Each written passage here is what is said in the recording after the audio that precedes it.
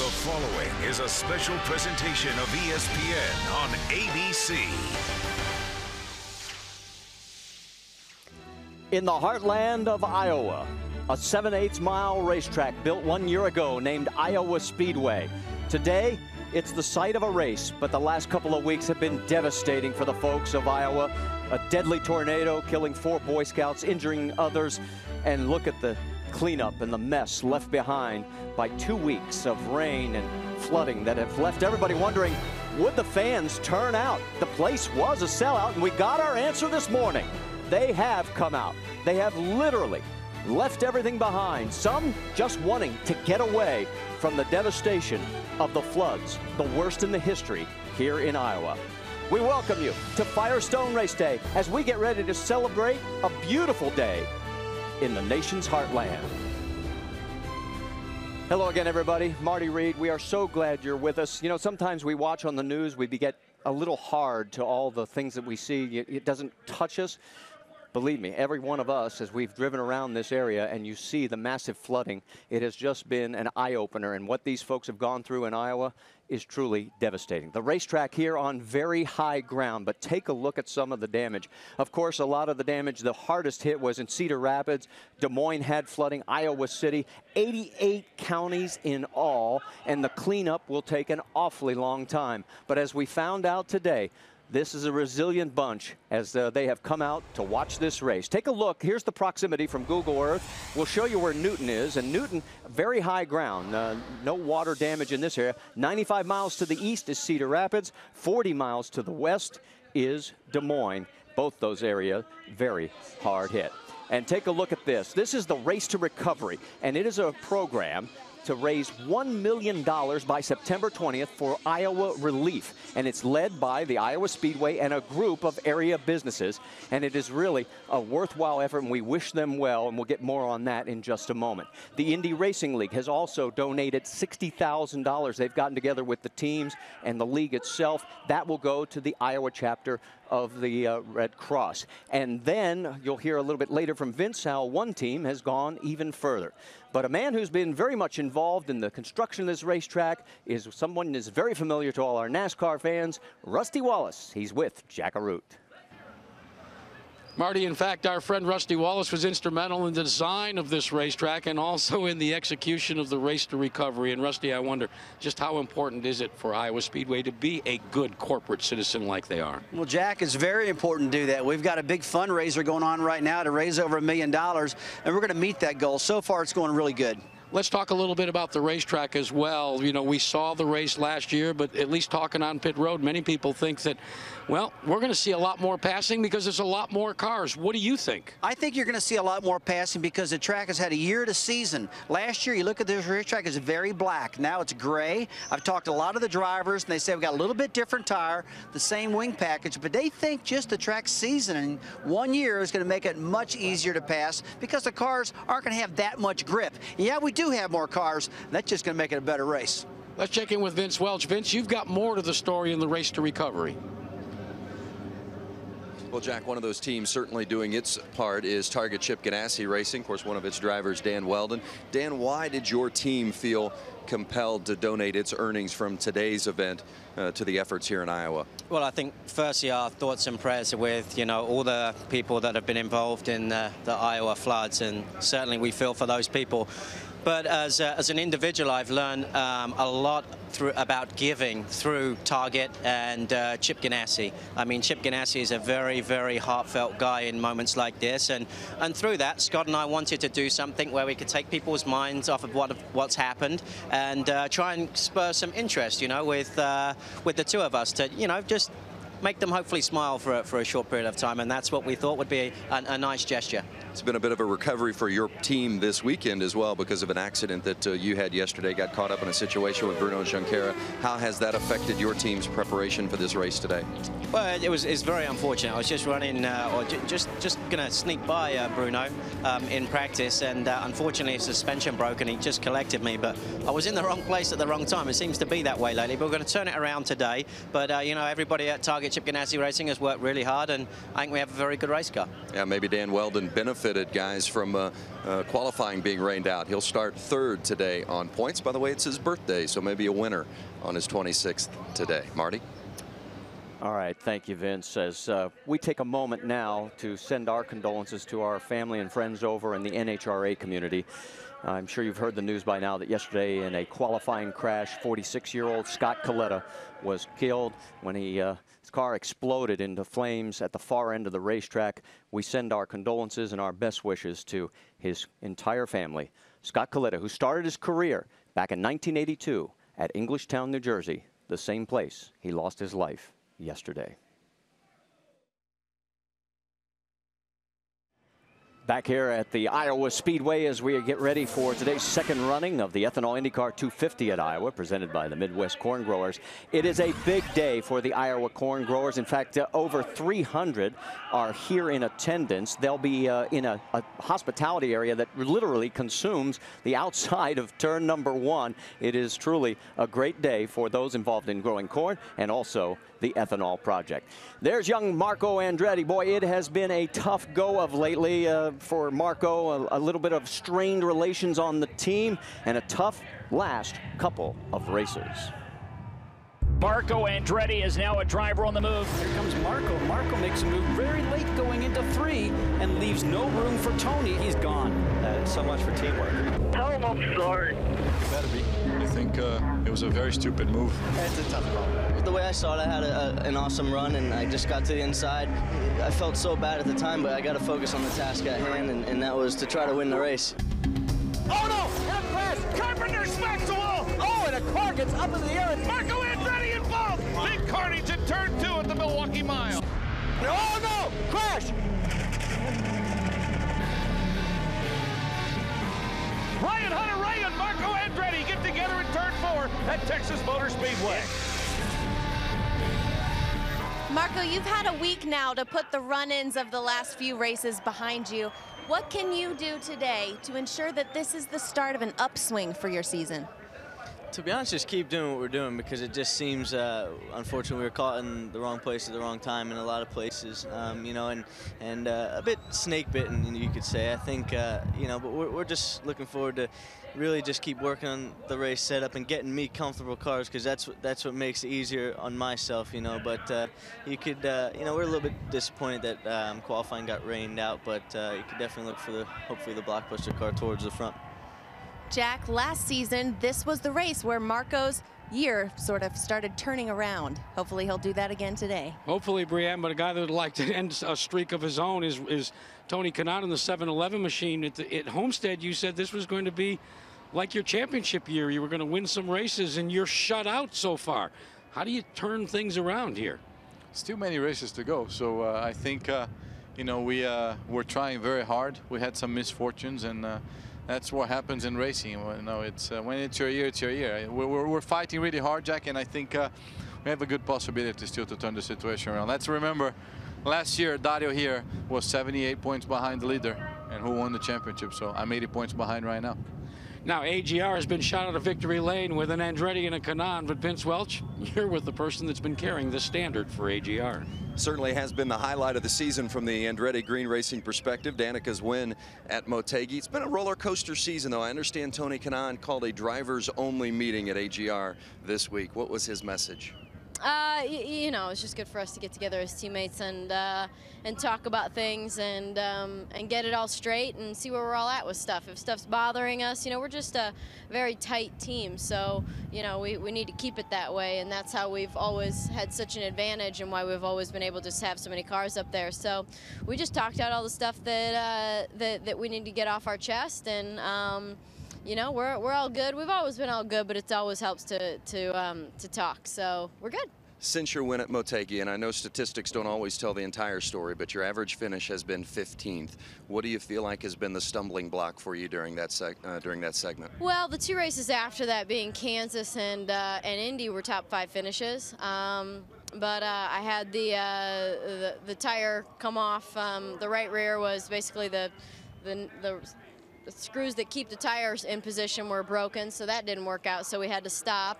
And then at Indy, obviously, I was I had a little collision in pit lane. So unfortunately, those were 2 good finishes that I missed. And then the rest of them were just, you know, everybody has up and down weekends. And unfortunately, my down weekends, other than the win, have been the ones that I've been earning points from. So it's no big deal, you know, whatever happens, happens. And we just want to put ourselves in a strong position this year as in the Motorola car to be up there contending for the win at the end of the day. Certainly keeping a positive attitude, Marty, and I can tell you as we've ridden around here in the back of this pickup truck around the track here at Iowa Speedway, she is indeed the fan favorite, no doubt about it.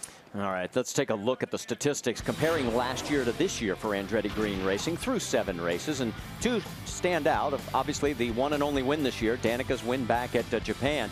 And interestingly enough, they've led more laps this year as a team, 230, but have less to show out for it.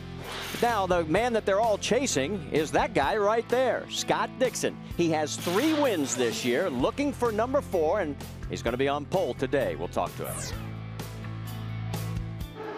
For the first time since 2003, Scott Dixon has won at Homestead Miami Speedway. You start first, you finish first. It could not get any better. 3 and hole now, 3 and hole. Scott Dixon is going to complete his perfect storm with a win at the Indianapolis 500. Dixon will go side by side with Elio Castroneves. Dixon is the leader by 15 thousandths of a 7th. Scott Dixon, the winner here tonight as Target Chip Ganassi Racing scores a victory here at Texas Motor Speedway. Dixon with his 3rd win of 2008. Indy 500 champion and our points leader, Scott Dixon, in the middle of a dream season right now. Scott, what is it that you and your team need to focus on in order to continue this dominance?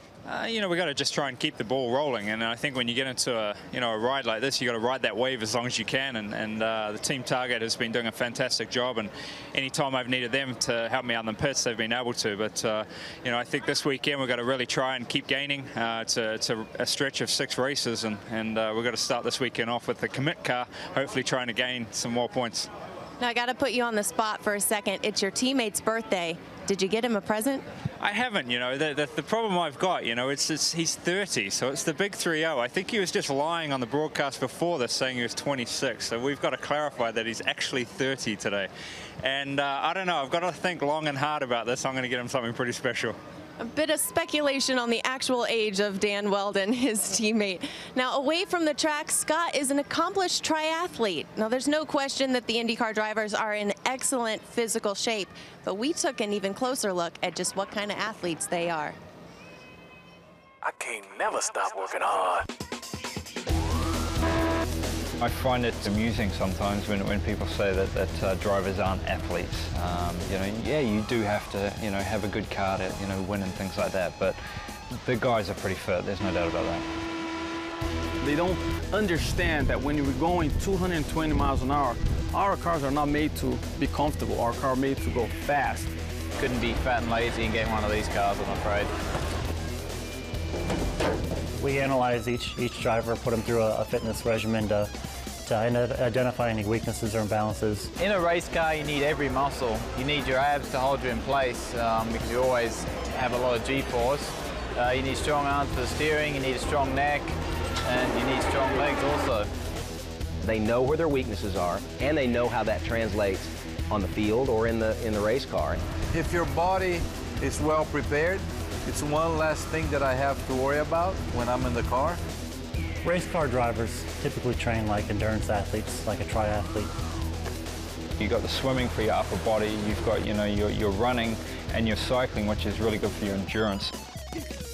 Boxing is something that I found that you use the shoulders, you use the neck, you use the biceps, which is upper body, which is pretty much what you do in the race car. You can see guys fall off the bike as such in races that haven't been fit enough. You get 70% through the race and you start to feel a little bit fatigued, and holding your arm up against the side there to hold the steering wheel up. You know, you're talking about doing this for 2.5 hours in a hot car. You mess up a little bit now or you get a little bit tired in a race, you're not just falling a spot or two, you could be falling 10 spots. When you're competing against the best athletes or the best drivers, a small difference can be a big difference in the race car. think in other sports they train specifically in one area, whereas motorsport you need to be very cardiovascular fit, you need to be very strong, and you must have a very long endurance as well. If we're not in a race car, we're in the gym, so I think we're in the same category as them, just in a different type of workout. They all have to perform on a Sunday, just like a football player, but you know, they can take a play off and it'll still be okay. If the race car driver takes a lap off, it could be fatal. And as we get ready, you can see the helmets are going on, which means drivers are getting ready to climb into the cars. And that means when we come back, we'll get the command to get the race underway from Iowa Speedway.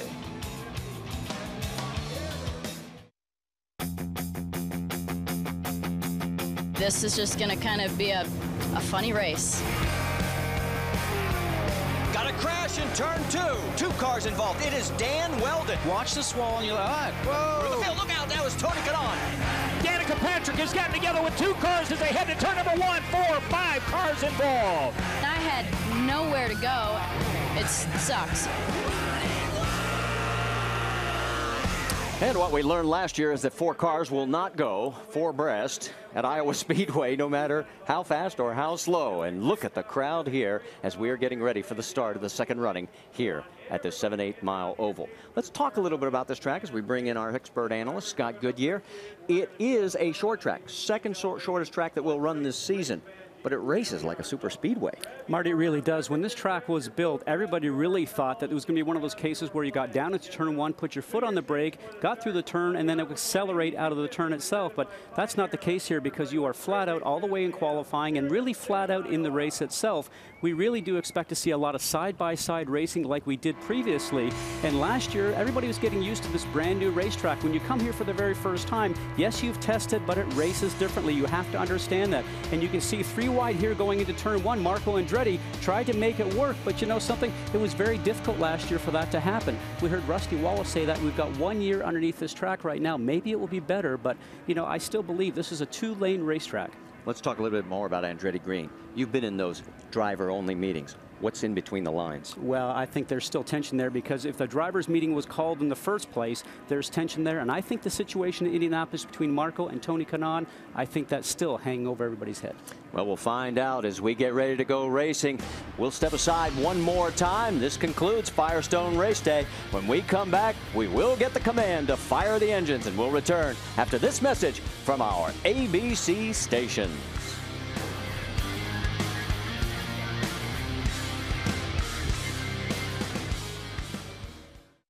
The 2008 IndyCar season has been historic. We have a new star in IndyCar racing. From a rising star's win to Danica's victory in Japan. Danica Patrick wins at Twin Ring Motegi. It's been a season full of emotion. She is not happy. Oh no, and a crash. Oh, and a car gets up in the air. I feel there's nothing I can do. Big carnage in turn 2. Oh no, crash. And for one Scott Dixon, it has been picture perfect. With a win at the Indianapolis 500. With the start of summer, the IndyCar Series comes to the Corn Belt of Iowa, turning up the heat in the Midwest and with a number of drivers trying to cool off points leader Scott Dixon.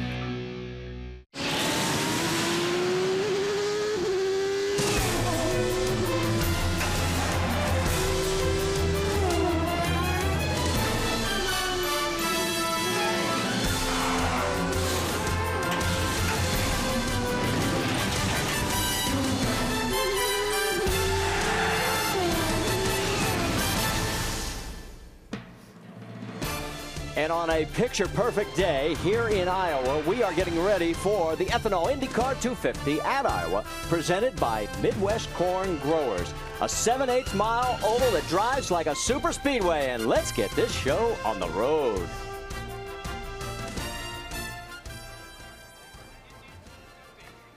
Here's Chairman of the Iowa Corn Promotion Board, Mr. Julius Shaw. Drivers, start your corn ethanol fueled engines.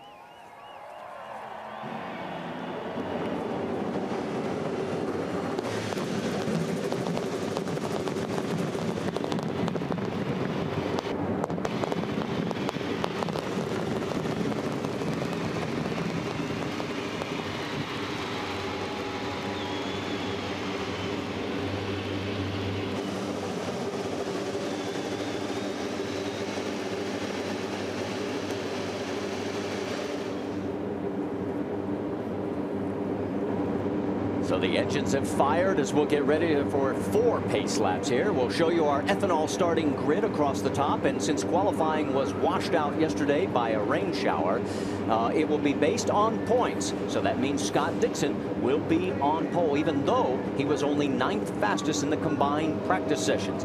Helio Castroneves will be on the outside. Let's get an update because actually, Vince Welch, as we check in with you, we were supposed to have 26 cars. We're down to 24. That's right, Marty, as has already been documented today and will continue to be. This track's unique design puts the driver and machine to the test. We've already had 3 incidents in practice leading up to this race. The first occurred on Friday and involved Milka Duno of Dreyer and Reinbold, and her team was able to get her car repaired and in the lineup today. Then yesterday, Marty Roth had a mechanical failure and hit the wall, and then Bruno Junqueira a mechanical failure. Junqueira and Roth both will not start the race today because their teams were unable to get their cars repaired in time. So while these drivers pull almost 4 Gs or more than 4 Gs at times during these laps, it's also stressful on the equipment. It's going to be a tough one here today at Iowa, Jackaroo. Vince, you remember at the Indianapolis Motor Speedway, the little team that could, the National Guard entry of Vitor Meira, tried to chase for the victory and had to settle for 2nd place. Since then, paraphrasing Charles Dickens, it's been both the best of times and the worst of times for the National Guard Delphi team. But today could very well be their day. Never at a loss for sense of humor, I asked John Barnes, the crew chief and tactician, what he told his driver Vitor. He said, Jack, I told him just to have fun. What about the red and white team of Team Penske? Let's check in with Brienne Pedigo. Bree? Jack, Helio Castroneves was one of those drivers that definitely benefited from qualifying being rained out. He'll start 2nd today. But believe it or not, Helio's still looking for a first win of the season. In fact, he hasn't won since St. Pete last year. But Helio's got a new fan rooting him on today. His sister Kati gave birth on Thursday to a baby boy. Helio said he's thrilled to be an uncle and would love nothing more to get a win for baby Eduardo. Guys? Thanks, Brienne. Our best to the family there as well. Take a look at this 40,000 crowd as they are waving their towels and getting ready for the start of this race. Everybody has turned out. This has been a sellout for weeks. And Scott, let's talk about what we should be watching. We've heard a lot about the high G-forces here at this track. We're seeing spikes of 4.9. We talked about drivers being athletes. They certainly will have to be today. And you know something, tough passing at this racetrack. It's tough to get past people, and we have more cars this year, so there will be traffic issues here. All the drivers are aware of that. They know they need to have patience. And the last pit stop here will be very important. Not only do you have to make this quick pit stop, but you also have to make a decision whether you want tires or not. A lot of drivers say our teams might just put in fuel. We'll bypass the tires because track position to the run for the flag is important because of the passing issue here. It is very difficult to get by the competitor in front. All right, let's take a look at the top 5 in points as we got less than 1 lap to go. And remember, you heard Tony Kanaan say, hey, at this point last year, Dario Franchitti was 78 behind, and he won the championship. He's 80 behind, and look out for Ryan Briscoe. He is on the move after the last couple of races. All right, we get down the back stretch. It's time to get down to business. And for all you folks that are home in Iowa, this one is for you. For all you've gone through, we're about to go green here in Iowa.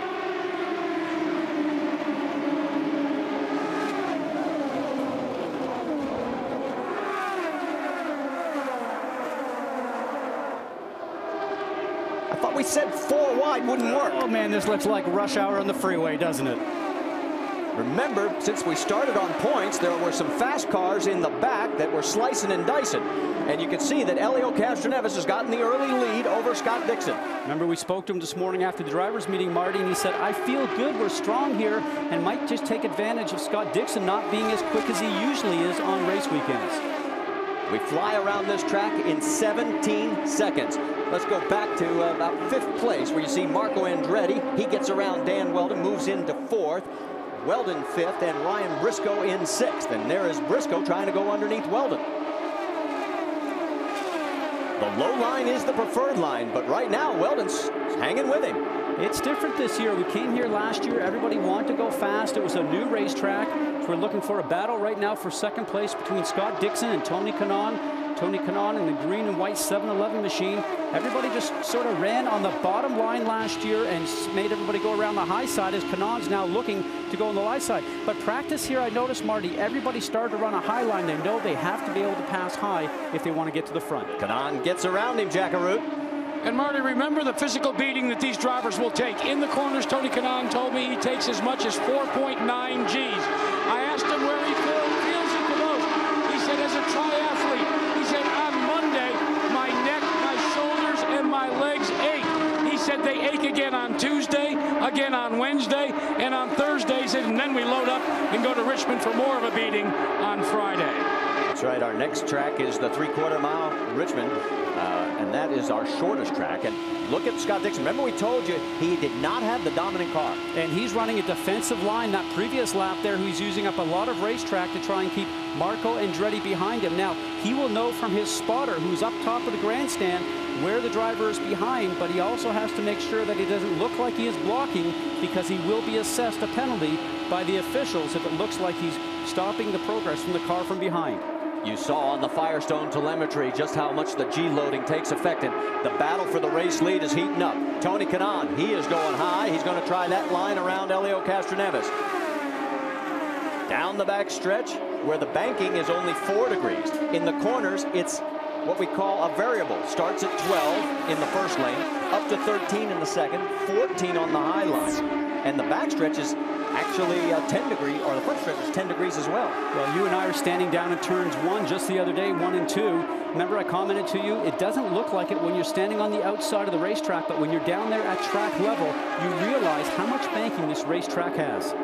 Kanaan still on the high line, and look at Helio. He takes the middle lane, forcing Tony to go even higher. Well, he's trying to take a little air off of Tony Kanaan's car from over the wings, but Tony keeps working that high side. Now what Tony needs to do is get halfway up beside Helio, forcing Helio not to be able to go high. Now you see Helio comes in again, a little high, down to the yellow line, and he'll run just a little high on the exit to make Tony go along the high side. Oh, they're side by side at 180 plus miles an hour. Can Kanaan get the pass done? Not this lap. Remember, these are 2 drivers that grew up in Brazil, racing go-karts against each other, fought their way to Indy cars, have had their problems, as Kanaan looks like he's going to start to get a bit of a leg up on Castroneves. He's really working that high side, but they have lost their friendship at points in time in their career by touching wheels and battling each other, and right now they must be respectful to each other.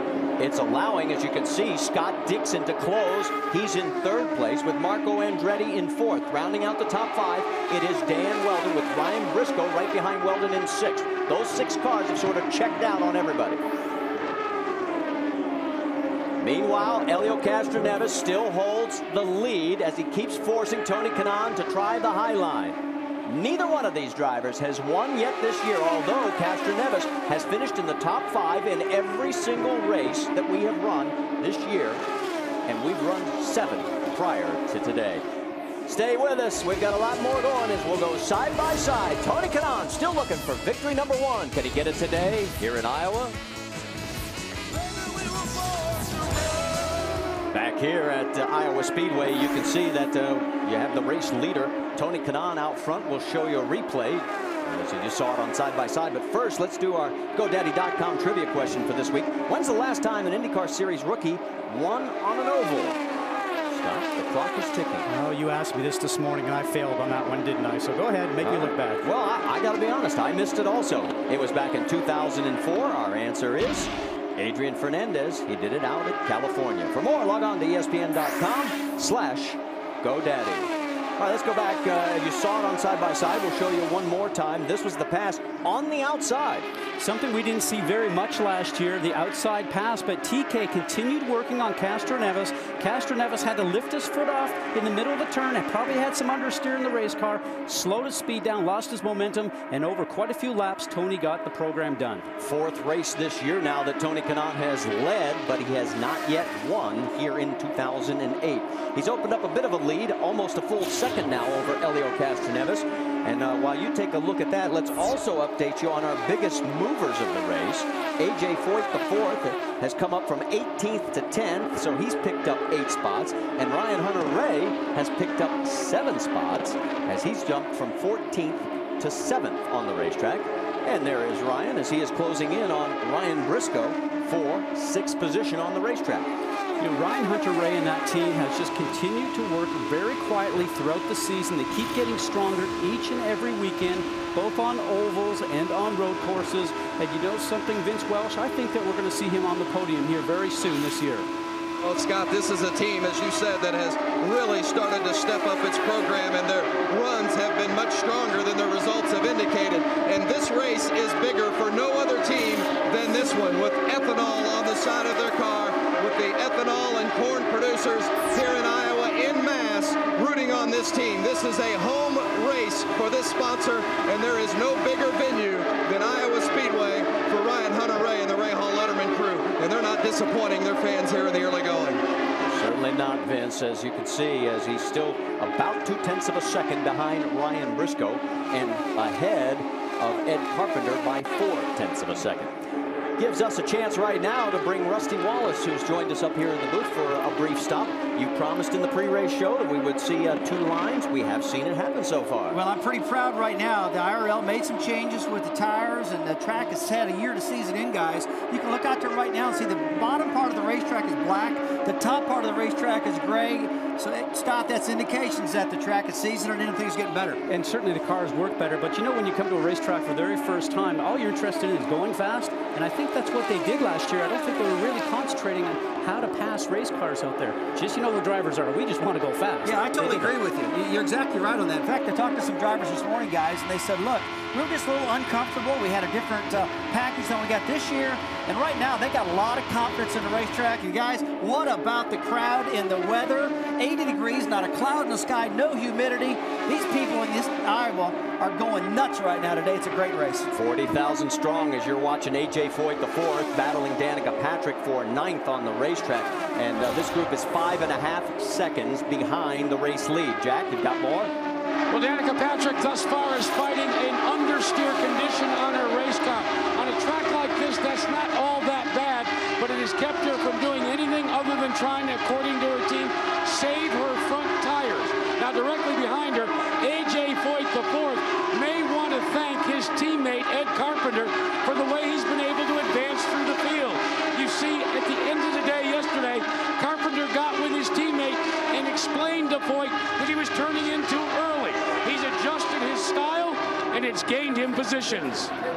Oh, and Ed Carpenter, just as you're finishing up, Jack, slams the wall in turn 2, where we have had most of our incidents this weekend.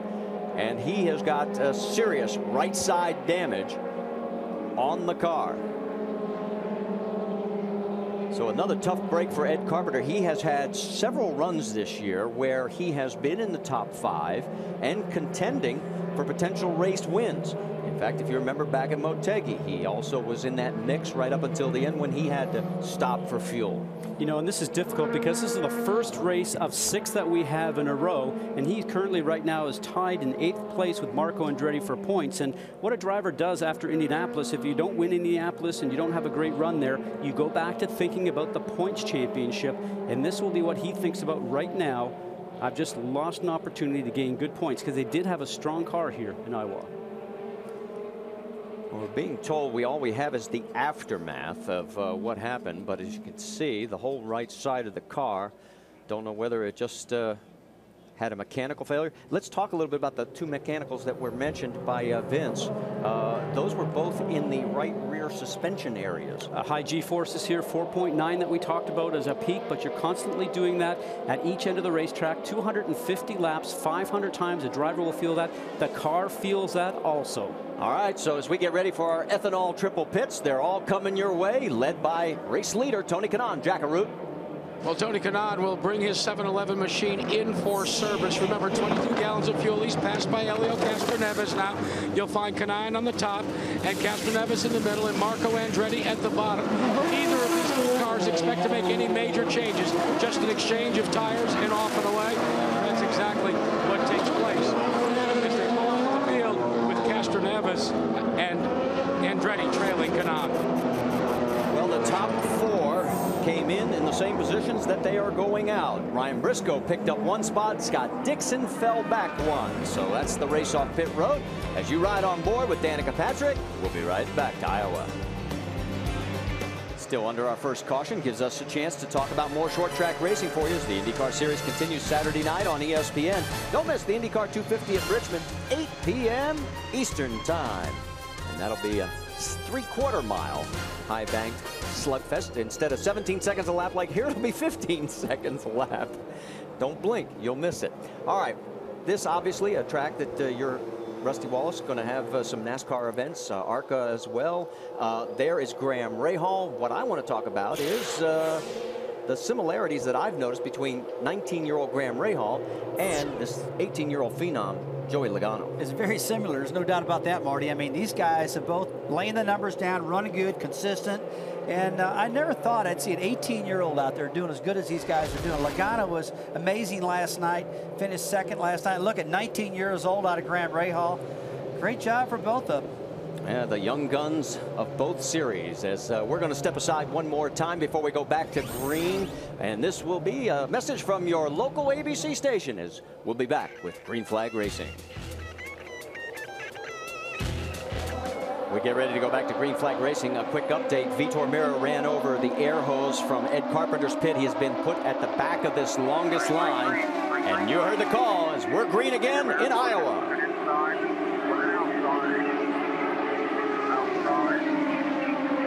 Tony Kanaan on the low side. Helio Castroneves on the high side. Marco Andretti is now in 3rd. Dan Weldon 4th. Ryan Briscoe 5th.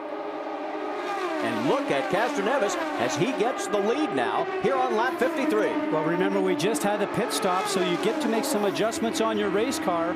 And obviously, whatever they changed with that, with either wing or tire pressures, certainly is working for him. Marco Andretti trying to get into the mix as well. We've documented all the trials and tribulations that the two of those have had between Tony Kanaan and Marco. And here goes Marco underneath. Jack? Marco Andretti may be the driver that benefited the most from the rain out of qualifications. You see, due to the compacted schedule, they were not able to make a suspension change that they desired before qualifying. When they made the change when qualifying was run out, they discovered that one of the suspension pieces that actually had been compromised.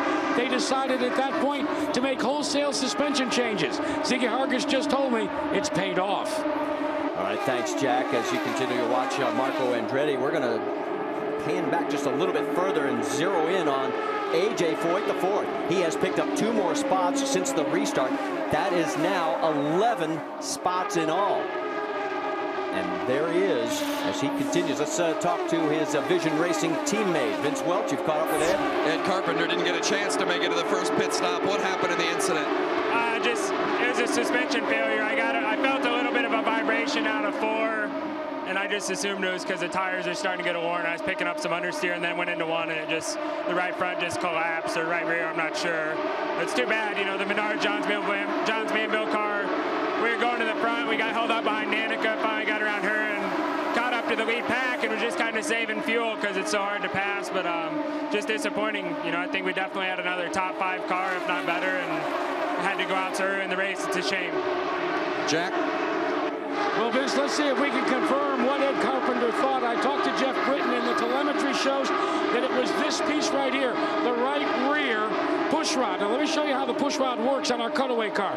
It is connected to the lower wishbone and runs all the way back up to where the weight jacker is and where the spring and shock setup is. When that collapsed, guys, that's what sent Ed Carpenter right into the wall. Remember, we're pulling 4.9 Gs. It will stress parts as well as the human body. And my question for you, Scott, is as this circulates through the pits, now our 3rd suspension failure in the right rear area, does that start to play on your mind? Well, I'm sure that the teams are aware of it. They'll continue to look from their laptops because we have real-time telemetry, all the sensors that are on the cars. Those engineers will be monitoring their cars very closely. But I will assure you that that message will not get passed along to the drivers at this point in time unless there is something that comes up on the laptop of the team. They will not want to alert or worry the driver. Their driver's job right now is just to go out there and drive fast. Dan Weldon taking a look underneath the 26 of Marco Andretti. You're on board with Marco. Oh, so close. And Weldon Holds him off there, gets back into the 3rd position. Marco 4th. Not too far behind these two is Ryan Briscoe. There you see Briscoe trying to close on Andretti.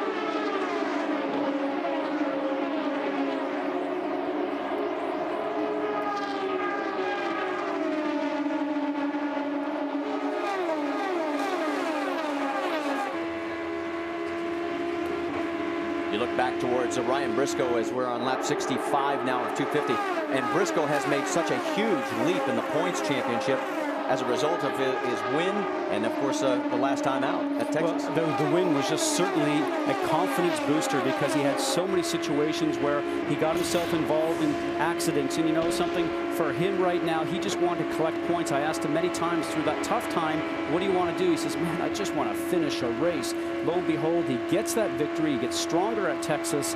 And a driver now that has a lot of confidence and a lot of belief in the Penske team right now with Ryan Briscoe. And you can see he's jumped 18 positions in the points since the first 2 races. You see him out the back right there in the familiar Penske colors. And we should point out that for only the 3rd time in his career, Roger Penske is not here at the racetrack. And Brienne Pettigo, I think you have the reason why.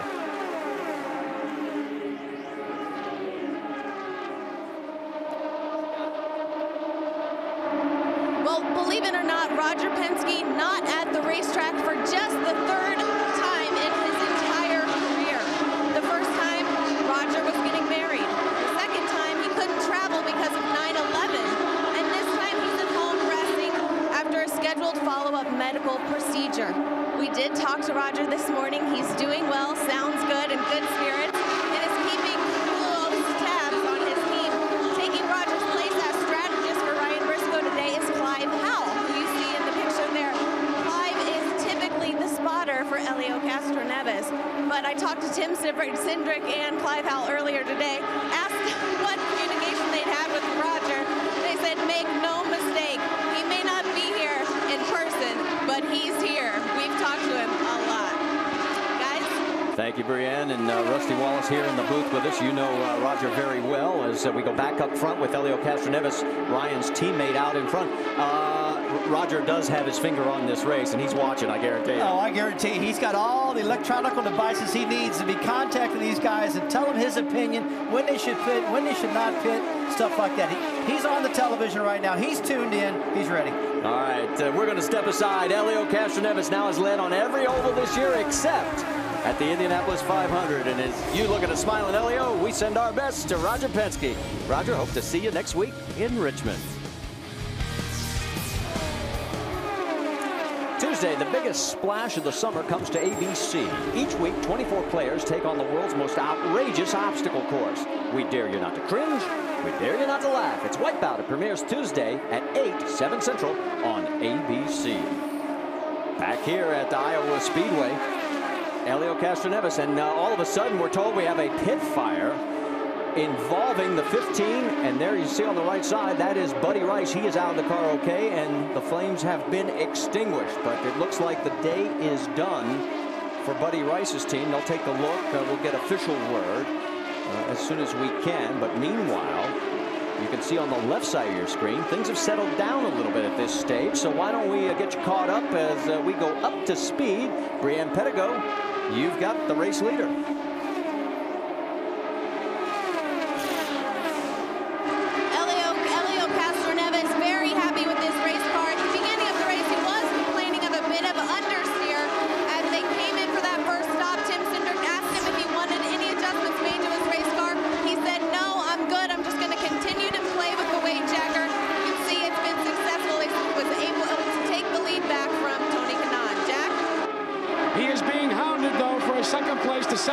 Machine of his fellow Brazilian countryman, Tony Kanaan. Now, Kanaan told me before the race he was going to exercise patience. He likes his car. He likes the high side. He's looked around, but right now, according to George Klutz, Brienne Pettigo, Tony Kanaan is satisfied with second and just wants to make some fuel. Dan Weldon in third is also happy with his race car. Hasn't made any changes thus far in the race. He has been being told by his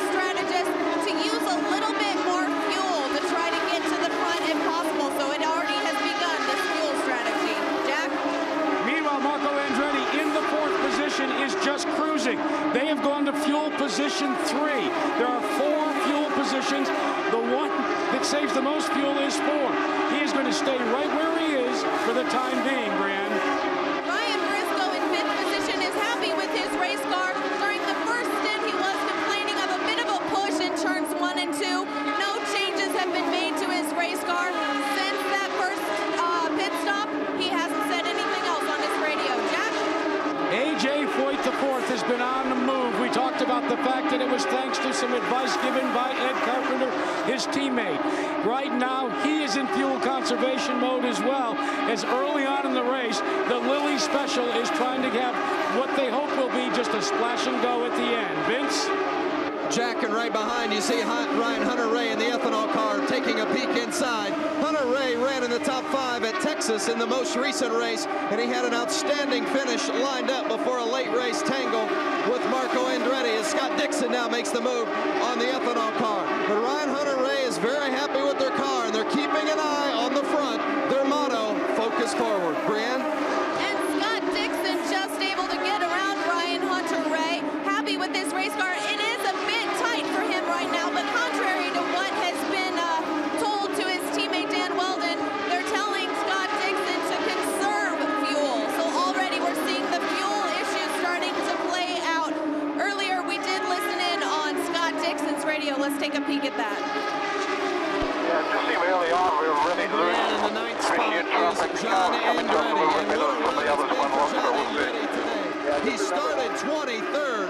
John Andretti started 23rd, and he's up to the 9th spot, so he's moved up 14 positions. Andretti has had a good run. They've concentrated on their race setup all weekend long. No adjustments on their first stop. John Andretti on a race-by-race deal with Roth Racing, but he'll meet with Marty and Margaret Roth on Tuesday in Charlotte to map out his future with this team. Marty? Yeah, 14 spots starting near in the back of the field and up to 9th. A great run for John as we look back towards the front of the pack, and you can still see it's Helio Castroneves with about a 1 car length lead over Tony Kanaan. Well, here comes the difficult part. As you know, Rusty, you're coming up to traffic that's up in front of you, so you always hope. You're saying, come on, guy, give me a little bit more space. Look in your mirror. You hope the driver in front sees you coming. And that is Mario Moraes, the last car on the lead lap, as he is now in the 19 going a lap down. So that gives us now 19 cars on the lead lap as we are approaching lap 99 of 250. And we're going to let you, Rusty Wallace, take a little break because you've got other duties to do as a part owner of this track. Thanks for stopping by. Thanks a lot, Marty. It was fun being here. Kind of felt like old times, guys. Us three together up here after the 2006 year called IndyCar. It was a fun time. I like the equipment you guys got here. I think you're spoiled a little bit. All right. Well, you have fun because we're having fun at your racetrack. As you can see, there goes Helio Castroneves around Enrique Bernoldi, and right behind him, there goes the 11th of Tony Kanaan. Stay with us. Back here under our second caution at the Iowa Speedway at the Ethanol IndyCar 250, presented by Midwest Corn Growers, and that is the 34 of Jamie Kamara. And we're sort of wondering, we haven't heard from the team yet, maybe he ran out of fuel 61 laps. We thought they could go as far as 65. And you see him behind the truck, and they're actually pulling him in with a tow cord because there was no damage. He did not have any contact with the wall or a trap. All right, let's get ready for our ethanol triple pits. Brianne, they're heading your way. Helio Castroneves will be the first to make it down pit lane into his pit box. Crew Chief Rick Reineman waving him in. He makes his marks. Tires and fuel only for our race leader. He is happy with his race car. Hopefully he can win the race off pit lane. And he is out, but it looks like Tony Kanaan and Dan Weldon got out before him, guys. And perhaps even Marco Andretti. So this is going to be a bit of a shakeup. Yes, Kanaan, Weldon, Marco, Helio the big loser as he drops 3. And Justin Wilson had moved up from 20th to 10th before the pit stop and now finds himself in 8th. We'll return after this message from our ABC stations at the Iowa Speedway. All right, back here at Iowa Speedway, Tony Kanaan, Dan Weldon, Marco Andretti are your top 3. Helio Castroneves drops 4 spots. And we found out the reason why. We'll show you in a moment because we're getting ready to go back to green flag racing. They had a problem with the right rear on the pit stop. You hear the call. We're back to green flag racing here on lap 112 of 250. Almost to halfway. Boy, all of a sudden, Weldon slows, and he is like getting passed by everybody. Oh, he was 2.5 lanes up. I think he tried just to run a little high to carry speed through 1 and 2. Probably just got on the top side on the gray there. He still hasn't got it sorted back out. I mean, A.J. Foyt the fourth in the 2 car underneath him and going around, making it look easy. So Dan Weldon could be in trouble. There goes John Andretti as you're on board with Will Power. That's Weldon in the red car up to the right. That's Hideki Muto going past Will Power on the high side in the 27. And look at Andretti. Remember, John started in the back of this field because of the way the positions were laid out due to points. He's got Dan Weldon in his sights right now, and that is a battle for 9th on the racetrack. And John, 45 years old, a wealth of experience in IndyCar racing and in NASCAR racing, has done some drag car racing, and just had an opportunity to come in with Roth Racing for an event or two, and said to me the other day he loves getting back into IndyCar. Let's go back and show you how close this racing actually got between these two. Remember, side by side, and then the high side right now in the 10 car, the target machine, oh, and they touch right down here in the midsection. Everybody going for the same piece of real estate. Remember, John's on the outside, not going to take his foot off. Dan's trying to force him down just a little bit because he knows I'm getting close to the wall. He puts his hand up and he says, give me just a little bit of room. And just a slight amount of touching. Very lucky there. Wow. So that battle sort of settles down right now as he is running in 9th. And John Andretti is in 10th. And here are the guys that have completed every lap this year. Only 2, Helio Castroneves and Dan Weldon. And Scott Dixon has 99% of those laps. He did not complete 9 laps earlier this year. And of course, that was back at St. Petersburg. As we come back up front, you can see there is our race leader. Tony Kanaan has a 0.2 of a second lead over his teammate from AGR, Marco Andretti. Helio Castroneves has gotten back up to 3rd. Ryan Briscoe is 4th. Scott Dixon rounds out your top 5, and there they all are in the screen. Now let's go back as you see some of the battles continuing. Show you what happened to Helio Castroneves on this pit stop. This is what cost him so dearly. Watch the right rear. It shows you how close everything is on a pit stop. It comes right down to milliseconds of timing. The right rear doesn't get on the pegs correctly, so the car's already on its way down because they anticipated the work would be done. But just a little bit of off timing creates havoc in that pit stop. And since then, as we said, Helio able to pick up the 1 spot as Dan Weldon fell back off the pace. He is now running in 3rd. Take a look at the battle for the race lead. Here comes the teammates. Marco Andretti. As you're looking out, Marco's car up ahead, the 7-Eleven of Tony Kanaan. And does Marco right now say, okay, I have to be fair, I have to be nice? Remember, these two have had their problems on track a couple of times this year, and he needs to try and make a nice, clean pass. Tony's not going to give it to him. How would you touch it when you get a chance? I think that was Marco's radio. No, it was Tony's radio that we heard. There you take a little bit further look back. There is Scott Dixon, the points leader. He is duking it out with Ryan Hunter-Reay for 5th. Meanwhile, Vince, you have caught up with Buddy Rice. What happened down in the pits? So happy with your car yesterday, Buddy, but what happened today that knocked you out? I think we got some in the steering. It's just the car's not turning. It's trying to go straight. It's been loose. It's the first time the car's been loose all weekend. So it's it's disappointing for the Express Auto Delivery car. I mean, we're hoping for another top 10 to try to keep working our way up to points. And we've had some good runs here the last couple of races. But I don't know. Maybe we can go back and look at it. I think it's going to be done for the day because if you can't turn the car, it's not good. Marty? Well, what's interesting is that's the second car that we've had a handling issue with. We found out Darren Manning has dropped out of the race because of the very same thing. Could not turn the car. And there's a problem with Scott Dixon, as we see Scott right now in the number 9 machine. He had that problem here last year at Iowa. Vince? Well, remember at the beginning of the show, we talked about how this racetrack was going to test man and machine. The 14 car, the crew said, handling. I talked to A.J. Foyt. He said, my driver fell out of the seat. He got tired and said he couldn't steer it anymore. And I can tell you, Supertex was not happy about it. So that goes back to our piece that we did before the start of the race on physical fitness. And if you recall, Darren had a couple of those problems last year, even on the road course. He had almost a 5th place car at the end of the St. Petersburg race, fell out of the saddle, as AJ likes to call it, or fell out of the seat. and he went off to work on a fitness program. Maybe still needs to do just a bit more work on that. Take a look as you're on board with Ryan Hunter-Reay, and he goes around the points leader, Scott Dixon. And A.J. Foyt IV is taking a look. Nice setup. He's out of back pocket. Clear by 10. Team complimenting Ryan Hunter-Reay as we approach. We've just passed halfway, in fact. We're working lap 130 of 250. So as we get to that point, take a look. A.J. Foyt IV on the high side, and he gets around Scott Dixon. So Dixon falls back to 7th, move Foyt to 6th. And how good does that feel for A.J. Foyt IV? Remember the problems he had at Indianapolis, just trying to get the car even up to speed, qualified. They had so many problems, he crashed it, and here we are. Maybe the new colors with the lily on the side of it agree with him. Well, and Ryan Hunter-Reay got around Ryan Briscoe. Oh, did you see the wiggle by Dixon? And there goes Weldon around Dixon. So we have got passing going everywhere. Briscoe's fading. Dixon is fading. Brienne, what's going on?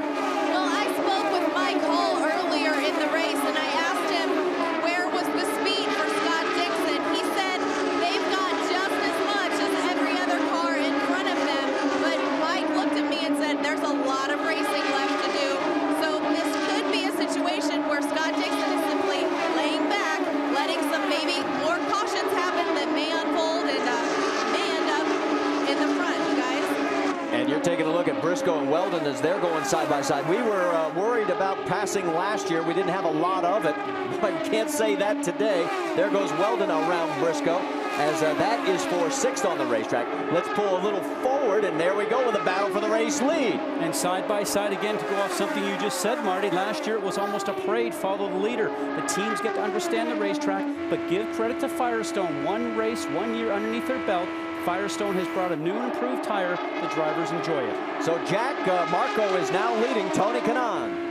And the original thought was for Tony Kanaan to lead Marco Andretti. Both teams discussed it. Marco Andretti waved that option off by saying, I think I can be faster than he. So Tony Kanaan, in an effort to conserve some fuel, let him go by. Or did he? You never just let Marco Andretti go by. Marco had to fight his teammate for the battle for the front. Well, he is our 3rd different leader, and we've had a total of 7 lead changes here at the first 137 laps of this race. And you take a look at our Firestone Lap Leaders. Helio Castroneves has the most right now at 69, and 65 for Tony, and now 3 and counting for Marco Andretti. So all 3 of those guys still looking for their first win of 2008. There's our top 5 as we're at the Ethanol IndyCar 250 at Iowa Speedway. It is the most prestigious championship game, the birthplace of golf. Now the world's best meet on the legendary links of the sport's oldest major, the British Open on ABC. It's Saturday, July 19th, starting at 9 a.m. Eastern. While we were on side by side, you saw John Andretti get around Ryan Briscoe for 7th position, and there you can see the number 9 car of Scott Dixon, our points leader, also trying to get around Briscoe as he is slipping back. Very impressive run by John Andretti. Very methodically went across. You saw the same thing, and as Justin Wilson right now is doing the same thing, trying to get on the high side, keeping Briscoe on the low side. We go back to John Andretti. That is an impressive run, I'll tell you, Marty, because that car is not as technically advanced as a Penske machine, without a doubt. And Vince Welch, this is an impressive run.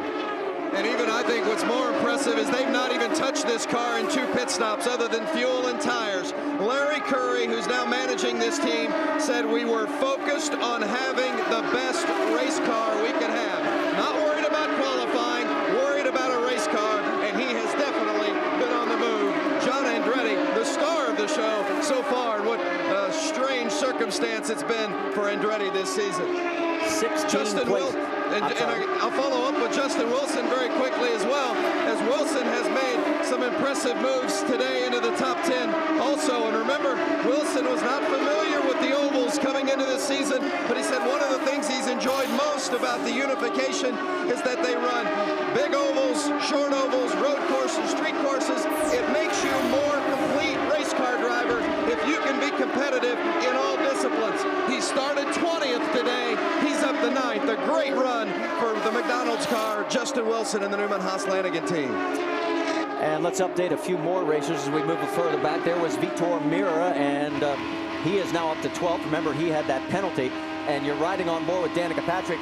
That is 13th position that she's in as we take a look at our Firestone telemetry and see if the handling in this car, boy, she goes over that bump on the tunnel in turns 1 and 2. Maximum G's right in the center of the turn, off the throttle. That's what you don't want to do. You want to maybe come off of it 20 or 30% to keep the momentum up. So right now they got to change that race car. She hopes to work her way towards the front. And we've got a caution on the racetrack. As turn 4, we have a car, and that is Mario Marias, as it looks like he has spun right at the entry of pit lane. Does not look like he made contact with the wall, but it has brought out our 3rd caution here with 93 laps to go at Iowa Speedway. Delphi safety crew, visor up, he's okay, gives the nod. Now they'll try and either push him off or get him refired. He's having not a bad run. I was watching him even during some of the breaks. He's learning the ovals. He was certainly gaining some speed. This he'll put down to experience. It's been 51 laps since everybody's last pit stop, and everybody has always been pitting under the yellow right now. They've sort of spaced themselves out almost perfectly for everybody to not have to make a green flag stop so far in this race. All right, let's take a look. Looks like Marias was trying to get into pit lane. Oh, you're trying to come in. You're always trying to come in as fast as possible. The in-lap and outlet during your pit stops is very crucial for making sure you don't lose time on the racetrack.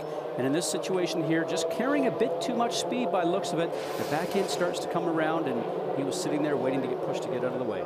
Pit lane is still closed. You look at our race leader, Marco Andretti, has now led the last 4 races in a row, plus 85 laps at Homestead. But as we documented at the beginning of the broadcast, still does not have a win in 2008. As right behind him is his AGR teammate, Danica. We're very close to making it right now, so we're going to have to work fuel really hard. Wow. We've got 91 laps to go, and they're thinking they can go the distance. That's going to be interesting. We were saying maybe about 65. We're getting word the pit lane is open, and it looks like everybody will be coming. So we'll get set up for our ethanol triple pits, and we'll send it to you, Jackaroo. You heard the conversation between Ziggy Hargis and your leader, Marco Andretti. Could they go the distance? Remember, guys, the key is to make as much fuel under caution as possible. Your leader comes in, and he will get that service. He's at the top of your screen. Meanwhile, at the bottom, Helio Castroneves, Tony Kanaan, who is led as is Castroneves, is the first to complete his process, but he's a little further back. Who will lead at the line? Well, we'll have to take a look at it right now. Tony Kanaan picking up the spot, and Helio Castroneves picked up the spot, and it looks like maybe some problems for the National Guard Delphi team of Vitor Mira. They are still in pit lane, so all those spots, he had worked his way back to 12th after being 24th, and you can see they've got a problem. The problem is he just didn't get into the box, hit his marks for whatever reason, so they had problems getting that left front on because it was too close to the wall. Also hearing that the 24, John Andretti, had some problems. He fell all the way back to 15th. Vince Welch, what happened? The 24 car wanted to just take fuel only. So they were not going to change tires so they could gain spots in pit lane, but they could not get the fuel hose activated properly, and it cost them dearly. So not only did they take a long stop and not gain the positions in the pits, but they didn't get fresh Firestones either. Jack? Well, Vince, let's take you all the way back to another hemisphere. Back in March, Danica Patrick becoming the first woman to win an IndyCar race. Well, she's on the same sort of strategy right now. A car that is underperforming. They've been battling an understeer. And right now they are taking a look at trying to make as much fuel as possible. She's been doing that since the drop of the green flag. Just moments ago, her tactician radioed to her, Danica, remember Japan. Guys.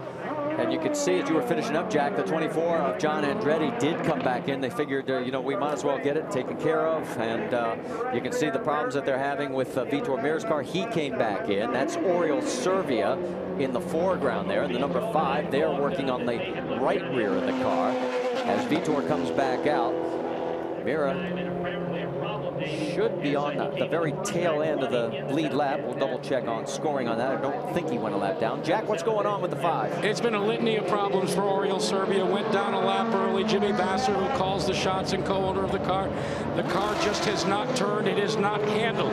They have made wing adjustments. They've made suspension adjustments. This is what Jimmy Vasser basically told his driver. Let's use the rest of this race as a learning experience. Let's use it as a test. Make some adjustments. Try to get the car a little bit more down, more grip in the rear of the car. And that's why they made that pit stop. And we can verify for you, as you see, Marco Andretti, Vitor Meira is 1 lap down, so that pit stop very costly for him. And on board with Marco, remember they had a little bit of problem in the pit lane as well, as they dropped a couple of spots. Looking at the rear tire changer, completed his work, and there's the air jack itself, and just a little bit of a delay for them to get that out before he can leave the pit lane. Now he will hear over the radio and also watch his right front tire man. That right front tire man will not release that car until he sees all the work that's completed. And we're getting word from IndyCar officials there will be no start this time by. So as they come past, the yellow continues to wave. We were getting ready to go back to green flag racing. I don't know if anybody jumped the start, although we'll get word from IndyCar officials if that is the case. They said they were going to watch that very closely because remember, it was the restart last year about the same time in the race when we had that huge 6-car pileup. And drivers get paid to go fast, and they know that starts and restarts are the best time to pass cars if you have the opportunity. Go, go, go, go. 3, 3, 3. You heard the call. We're racing again at Iowa Speedway. Boy, Castroneves gets underneath and takes the lead away. And look at Ryan Hunter-Reay going underneath Marco Andretti.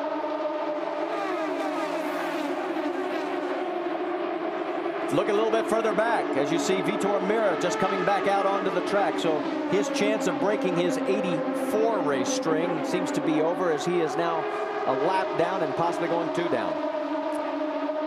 And we're hearing now that he also got a drive-through penalty for striking pit equipment. So the day has gone from bad to worse for Vitor. As we look in now at Target Chip Ganassi Racing, it is Dixon running in front of his Dan Weldon teammate. Well, on the charge right now in these first 3 cars, you have to say that the strongest guy is probably Ryan Hunter-Reay. Just got a little bit of dirty air off that draft coming off of turn 4, fell back just a little bit, but just 27 years old and really starting to fit in well with this Ray Hall Letterman team. Remember, he had that great run going at Texas when he and Marco got together late in the race. It ruined a good run for both of them. And right now, running 3rd with 81 laps to go. Is today the day he breaks through again? Meanwhile, Helio Castroneves continues with about a 1/10 of a second lead over Tony Kanaan. There's your top 4, in fact, top 6 in view right now here at the Ethanol IndyCar 250.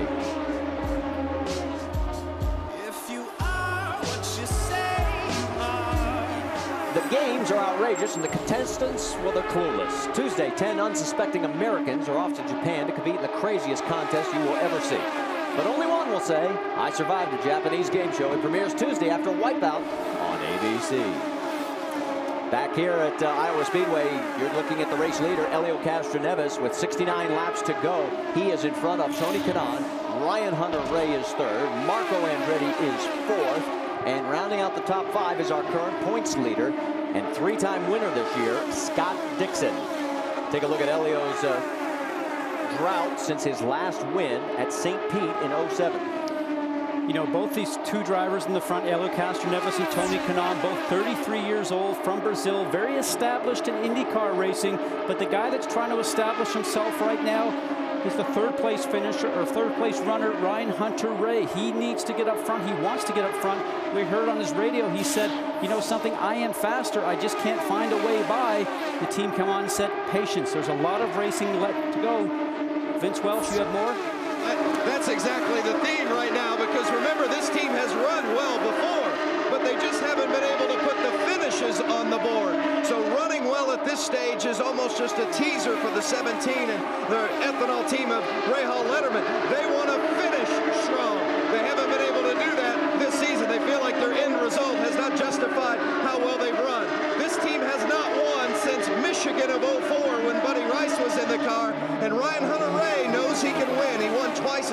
car driver, but it's been since Milwaukee of 04 that he's been to victory lane. And you might forgive the Rahal Letterman team if they're feeling a little deja vu with Marco Andretti right behind him. Let's flash back just a couple of weeks ago to Texas. Remember, late in the race, this is what happened. Avoidable, only a couple of laps left to go going into turn 3 at Texas, 215-20 miles an hour. Marco Andretti certainly could have left more room for Ryan Hunter-Reay on the low side, but that didn't happen. And as we come back, we have a spin as the 36 of Enrique Bernoldi has brought out our 4th caution here at Iowa Speedway. Again, it looks like he just looped it. No damage on the car. Back, take another look. Just on the very low side, almost could all the way down to that yellow line. Makes you wonder if maybe he just caught the edge of the flat part of the racetrack to where the banking is, upset the balance of the car, and just brought the back end of the car. Now, Marty, you don't spin a race car on an oval and get away with it very often without hitting the wall. And Bernoldi had just pitted. He had gone 73 laps on a tank of ethanol. So that is the longest that we've seen anybody go on fuel. We have 62 laps remaining. They'll be pitting. No chances are going to be taken. Everybody will come in pit. Fresh tires. Now this stop here is going to be very important. We talked about this and what to watch for. Will everybody take on tires? Are tires real important here today, or will they try and gain track position by just adding fuel? Something that John Andretti tried to do with Roth Racing, which was not successful for him. You're right on board with Marco Andretti, currently in the 4th position. Pit lane is open, so we'll see how many are going to be takers. And here comes the race leader, following in lockstep.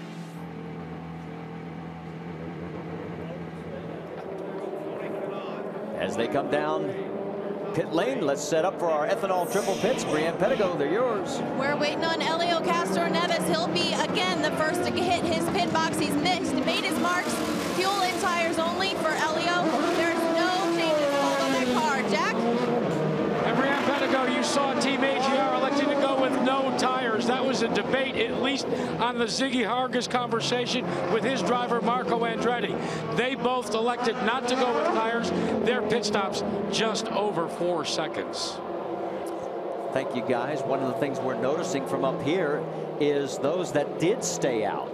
In fact, let's quickly point out it was Dan Weldon, Hideki Muto, Danica Patrick, and the 4 of Vitor Meira among the front runners. So, how will this play out in the fuel strategy? Stay with us and find out. We'll be back after this message from our ABC station.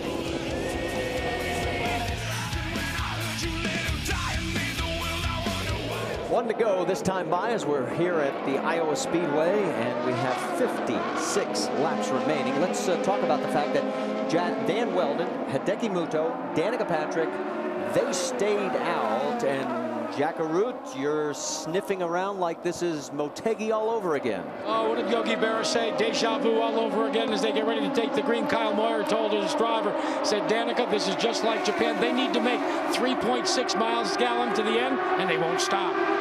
We're back to green flag racing, and you can see on the high side of Danica, that is the 9 of Scott Dixon in the commit colors. And underneath, look out, there's Tony Kanaan trying to take that position away. Now remember, Kanaan did not take tires, neither did this man, Marco Andretti. And we got yellow. Turn 2, high up against the outside wall. Mario Marias is slow on the racetrack, got up close to the wall, may have brushed it coming out of turn 2. He's now in pit lane. There you see him as he's making the turn out of 4. Yeah, you look at the right side, it looks like he got the right rear and brushed the wall. So that will bring out our 5th caution, and everybody will slow back down one more time. Yeah, that's not good for the tire. What did they say? That looks like it's a little askew. There you can see he's up in the gray. Yep, it just tries to keep it down, but once you get up into the gray and onto those little tire marbles, you are just along for the ride. So with 53 laps remaining, Marias' day is over. He was running 18th at the time, 5 laps down. But who's happy about this right now? Everybody that did not pit is happy to see this yellow. Absolutely. And that includes Dan Weldon, Hideki Muto, and Danica Patrick.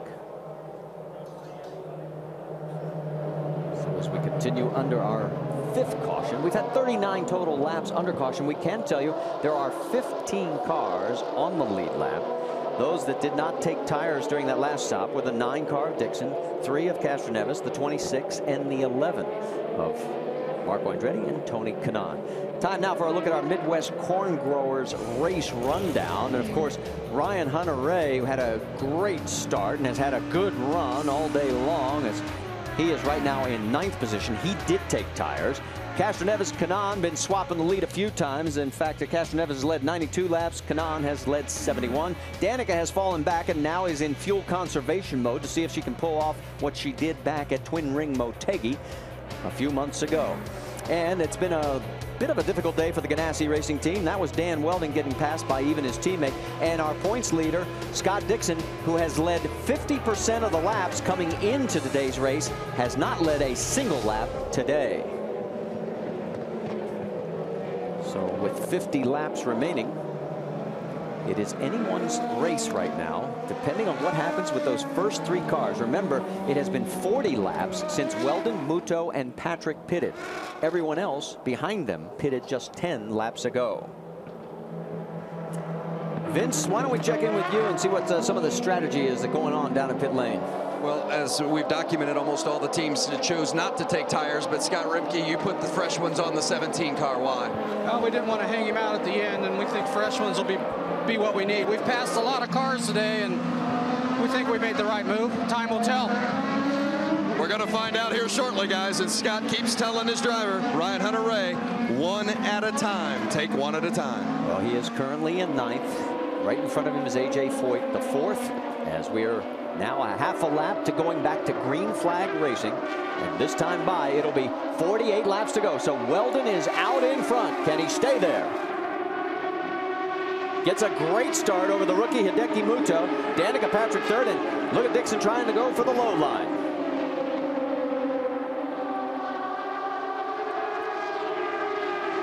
Marco Andretti right behind the 9 car. You're on board with Marco. Fighting that steering wheel just a little bit. But you don't want to take your foot off the throttle no matter what the car is doing right now. Track position is so important. Andretti falls a little bit further back now from the 9 car.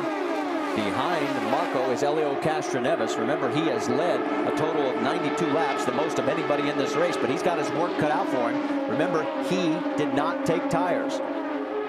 A.J. Foyt, the 4th, in fact, is giving him all he wants right now. Boy, what an impressive run from A.J. today. Just makes a little bit of a miscue there and almost catches the wall on the right-hand side on the exit of 4. Foyt started 18th, and he is currently running in the 8th position. On board there with Will Power, he's 11th, looking ahead to Ryan Hunter-Reay. So far, the new tires are not showing a lot of get up and go for Ryan. Let's get more on Will Power from Jackaroo. Guys, remember, this is the first time Will Power is a newcomer when it comes to Iowa. And all the time during practice, they tried to give him a car that he would be comfortable with. What I'm talking about is where it could run on the low side and also run on the high side. Mark Johnson and the crew worked with him as he continues to be assaulted for that position. But so far, Will Power says this has been an OJT opportunity for him. I said, what does that mean? He says, on-the-job training, mate. Great stuff, Jack. As you continue to look at Will Power, a little bit earlier, right in front of him, Ryan Hunter-Reay had a bit of one of those moments that we see from time to time. Let's go back and show you what happened. Just taking it down towards the center of the turn. Watch his steering wheel. Oh, man. And that's not something that's planned, guys. That's just a lot of raw talent. Remember, a lot of pressure on him as we see him having a couple of wiggles going up towards the wall. The pressure here with all the sponsors here in turn 1 as he now goes underneath the 6th of Ryan. Briscoe getting so close. Watch those rear wheels, guys. Oh, man, they were inside each other. It was Briscoe that got by Ryan when he had the wiggle, and now he's trying to take the position back. Now, remember, Ryan's got fresher tires, but he can't get the job done, at least on that effort. Meanwhile, the lead is getting a little tighter up front. Take a look as Dan Weldon has the rookie Hideki Muto. Oh, the slide by 3rd place. And Tony Kanaan, for the 2nd year in a row at this very track, all alone, goes into the turn 2 wall. Something you don't see by the veteran from Tony Kanaan very often. I'm wondering again if we had a suspension situation. Well, he took his steering wheel off for a moment to get out of the car, and then he heard the radio contract from the team saying, hey, are you okay? And you saw him put the wheel back on for a moment. The steering wheel has to be on, so when he pushes the button on the steering wheel, it can then relay the information back to the team. He would say, hey, I'm okay, the wheel's back off, and he's climbing out. Now, his crash last year was cold tires. Look at the dejection. I mean, this guy has done everything this year except win a race. Well, I'll tell you, Marty, I've been through this. You're probably winded. You're getting out of the race car right now. That was a hard lick. He will feel that tomorrow morning.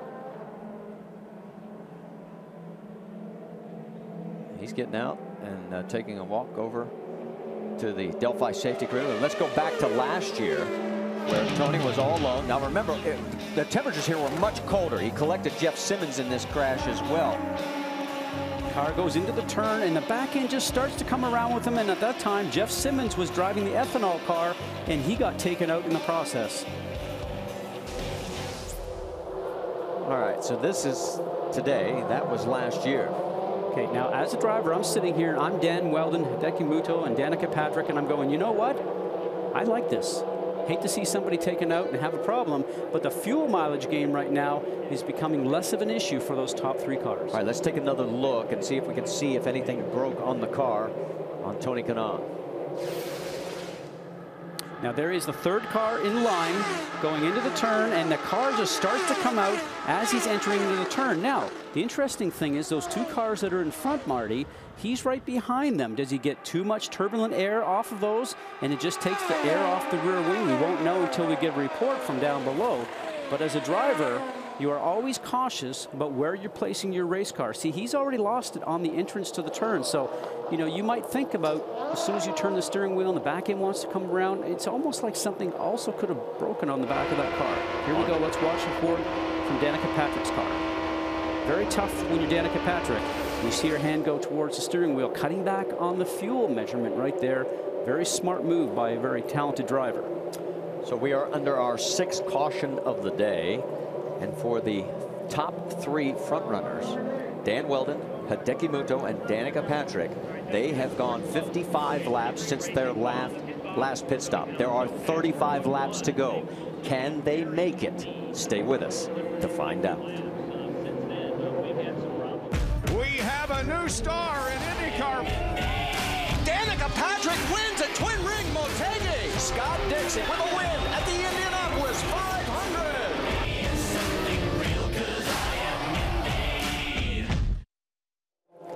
Just some of the highlights from this year as you look at this 40,000 strong here at Iowa Speedway. We're under our 6th caution. And let's take a look at our Firestone Lap Leaders, because we've had 4 different leaders, 10 lead changes. Elio Castroneves has led the most at 92, followed by Tony Kanaan, Dan Weldon, and Marco Andretti. And right now, Dan Weldon out in front. Remember that Weldon, Muto, and Patrick, the top 3, pitted 59 laps ago, and by our count, they are up to, I think, 29 laps under caution.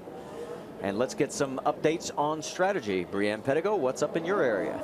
Marty, this is exactly what Dan Weldon needed. Barry Wanzer, who calls the shots for the 10 car, told me they needed a yellow. Well, this is exactly what they got to make it on fuel strategy. Well, what about his teammate, Scott Dixon? Mike Hull just radioed on to Scott Dixon and said that he is faster than the 2 cars in front of him, and reminded him Scott has more fuel to burn than the 2 AGR cars. So look for him to be burning it up out there, Jack.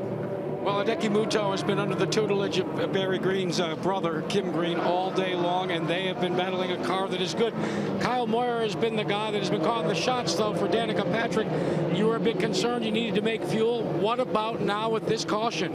Well, the caution helps. It's just sad it was our teammate who had the best car on the racetrack. So, I mean, we try to do what we can. I mean, it's helping everybody, the 4 of us that are up there that have done this strategy. But can you go back to fuel position 1 and race to the end, or do you still have to concern? No, we're going to go as hard as we can. Guys, that says it all, doesn't it? Well, this is going to be interesting. With 30 laps to go, let's talk about what's going to happen next week, because we have more short track racing for you. The IndyCar Series, Saturday night on ESPN. Don't miss the IndyCar 250 at Richmond. That's at 8 p.m. Eastern from the 3/4 mile bull ring. Stay with us. ABC delivers 2 soccer games next Saturday. First at noon Eastern, catch an MLS Special Edition. The LA Galaxy take on DC United. Then at 2:30 Eastern, don't miss the match of the Euro 2008 Championship. It's the finale. For more, log on to ESPNSoccerNet.com. One to go this time at the line, and we're under our 6th caution, and our top 3 now have 33 laps of 64 under caution. Here's what happened to 3rd place, Tony Kanaan, as he just loses it into the wall. Let's find out what happened, Vince Welch. Tony, car break, or did you just lose it? I don't know, Vince. It's hard to say. I was watching right now. I think really I just lost it behind 2 cars, but it was a hard hit. I'm definitely going to be sore tomorrow. How physically demanding has the run been so far today? It was more intense and actually mental than physical. I think this is a pretty hard track physically, but we were racing so close to each other that it was more stressful mentally than actually physically. Tony Kanaan, thankfully okay after that hard hit, Marty. And still looking for his first win of 2008. As you saw, the start was waved off as Brian Barnhart, president of competition, wanted a steady pace. He did not like what he saw. So now it's 36 laps out of the last 67 that these guys have run, as we're now agreeing that they were under yellow. So can the top 3 go the distance? Look at the sandwich. Here we go again. Danica gets passed on both sides. Oh, almost reminiscent of last year in one of his restarts where we had the big one. It was Marco Andretti and the 9 of Scott Dixon. Here we go, 3 wide down the backstretch. And it is the 8 car of Will Power coming out in front of the other 2.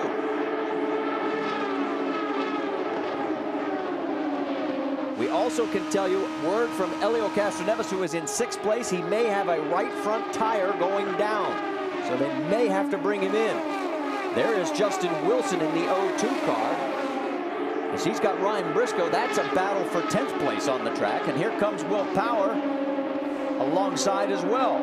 And that's a little further up, going around Helio Castroneves and on board with Ryan Hunter-Reay. And he's going to take a look at Castroneves. So definitely problems for Helio.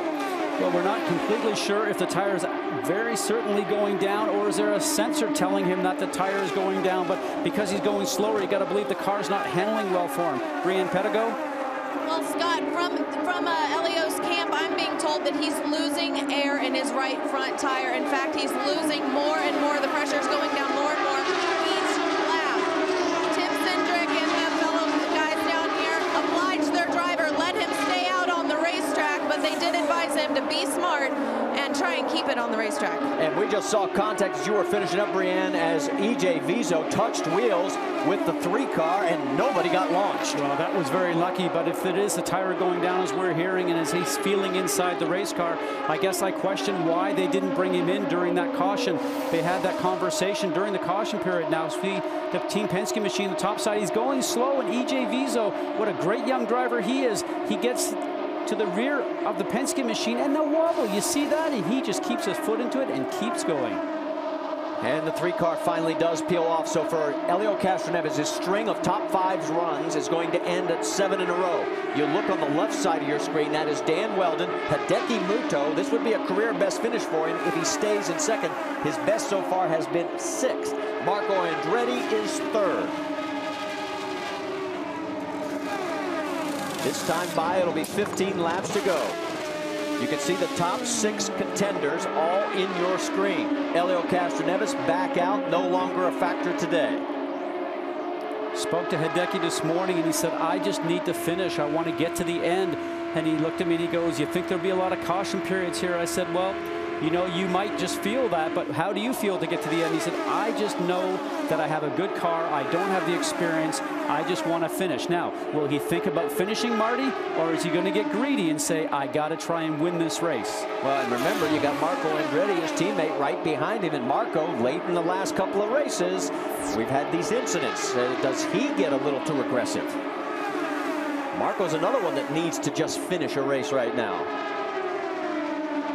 Meanwhile, as you're on board with Marco, Dan Weldon continues to motor on. Remember, Weldon had the practice crash yesterday. This is a backup car. 12 laps to go here at Iowa. The second time we've run here in the Indy cars.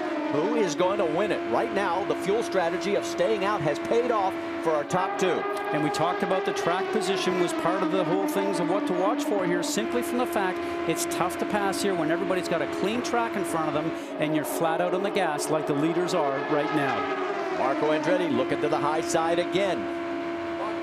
Doesn't have enough. He does have a good handling race car, Marty, because he's able to drive almost directly behind Hideki, and now he gets to be able to swing outside. So he's got to make this move quick in the next couple of laps, be able to get himself into second, and then take a run at Dan Weldon. You need a lap or two to be following Dan to understand where his strengths and weaknesses are in his car, and then take a charge at him. 9 laps to go. Remember, last year, Dan Weldon finished 11th. As he had the early crash. They put the car back together, just brought it out to get laps, and through all the attrition, he ended up with an 11th place finish. Weldon, 30 years old today, trying to give himself a birthday present. Of course, he fibbed a little bit earlier in the broadcast, told Vince Welch he was only 26. On board again with Marco Andretti as he is all over Hideki Muto. But Muto showing a lot of maturity. He's not changing anything about his line. And that's exactly what he needs to do. He's trying to run directly behind Weldon in front to try to keep some speed up by advantage of the draft. Now, patience are going to start to run out in these couple of drivers here. Now, Dan Weldon knows exactly what's going on by looking in his mirrors and also listening to the spotters, and he is just focusing on hitting his marks and keeping his foot flat on the gas. Weldon loves the fact that Marco and Hideki are going after each other. It's given him some breathing space. This time by 5 laps to go. Vince, you've got more? Hideki Muto and this team felt that they had a very good race car all weekend long as you see him battle his teammate Marco Andretti. The big question about the rookie driver here at Iowa was, would he be able to handle the traffic? I would say he's done so. As far as falling out of the seat, he spends almost every day during the week in Indianapolis in the gym, building his body for moments just like this one, when it takes every last bit of energy to hold off a teammate and still maybe fight for his first career victory. Well, right now, this race is going to be decided between those top 3 cars because they have opened up about a second gap over 4th place, Scott Dixon. Here comes Marco on the high side. Next time by, it'll be 2 laps to go, and uh-oh, here we go. This reminds me of Texas a little bit. No contact this time.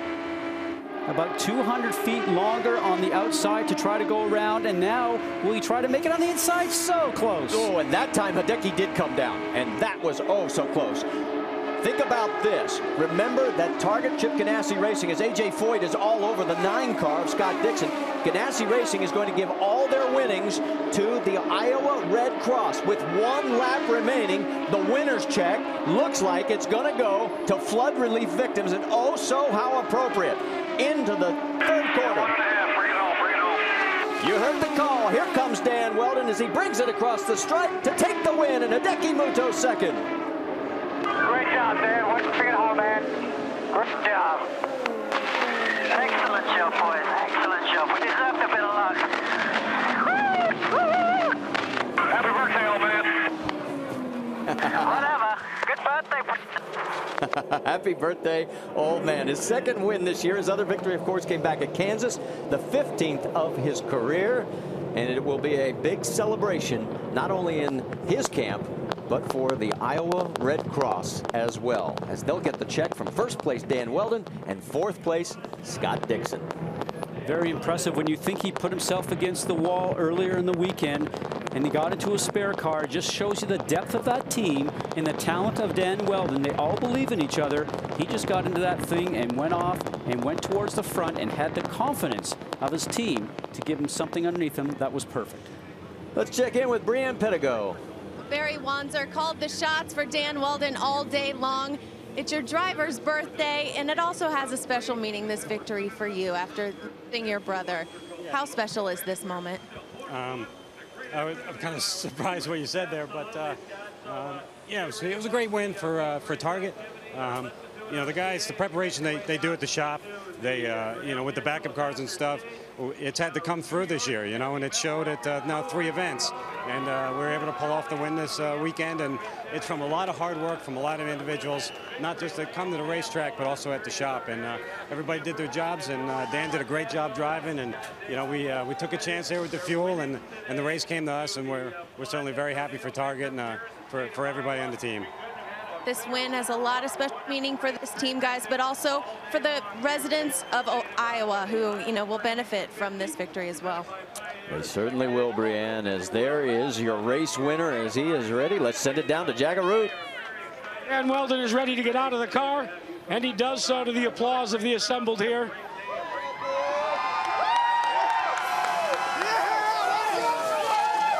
And an entire state grateful for the win by Dan Weldon on his birthday.